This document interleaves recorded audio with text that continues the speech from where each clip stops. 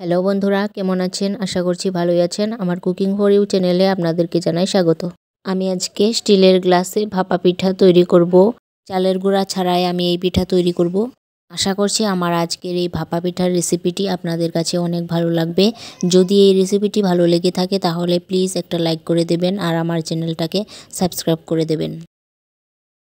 প্রথমেই আমি নিয়ে নেব হাফ কাপ টক দই। মিষ্টি দইটাও এখানে ব্যবহার করা যায়, আর কোনো প্রকার দই ছাড়াও কিন্তু এই ভাপা পিঠা বানানো যায়। এবার দিয়ে দেব 2 টেবিল চামচ চিনি, দিয়ে দিলাম 1 চা চামচ লবণ। এবার দইয়ের সাথে চিনিটা একটু মিক্স করে নেব। এই ভাপা পিঠার প্রধান উপকরণ হিসাবে আমি ব্যবহার করব 2 কাপ সুজি। এবার সুজির সাথে টক দইটা ভালোভাবে একটু মিক্স করে নেব। আর এই টক দইটা দেওয়ার ফলে এই ভাপা পিঠাটা অনেক বেশি সফট হয়, এই জন্যই কিন্তু টক দইটা ব্যবহার করা হয়েছে। অল্প অল্প করে জল দিয়ে এটাকে ভালোভাবে মিক্স করে নেব। এবার এটাকে রেস্টে রেখে দেব 20 মিনিটের জন্য। এদিকে আমি নারকেলের পুরটা রেডি করে নেব।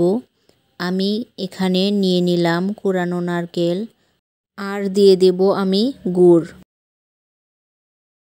এবার আমি কিছুক্ষণ নাড়তে থাকব।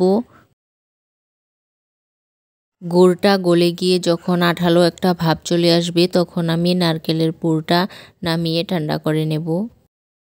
এরকম লম্বা আকৃতির শেপটা দিয়ে নিচ্ছি।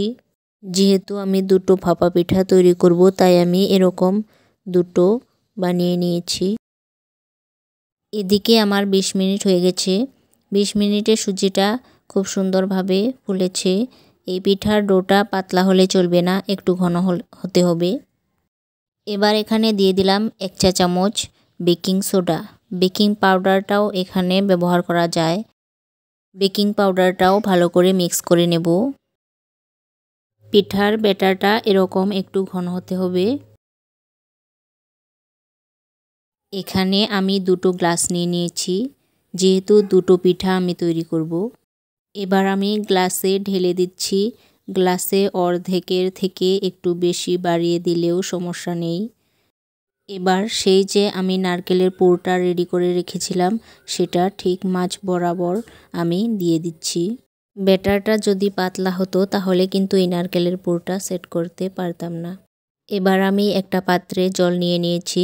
গ্লাসটা যেন 3 ভাগের 1 ভাগ জলের ভিতরে ডুবে থাকে সেই পরিমাণ জলটা নিতে হয়।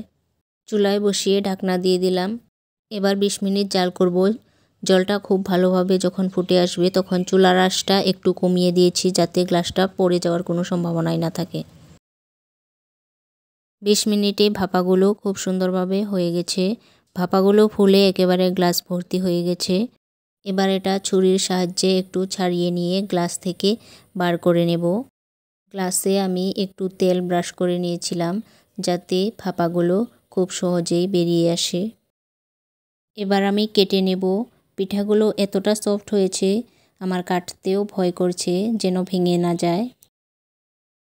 তো বন্ধুরা, আপনারাও কিন্তু এভাবে খুব সহজেই ভাপা পিঠা তৈরি করে খেয়ে দেখতে পারেন।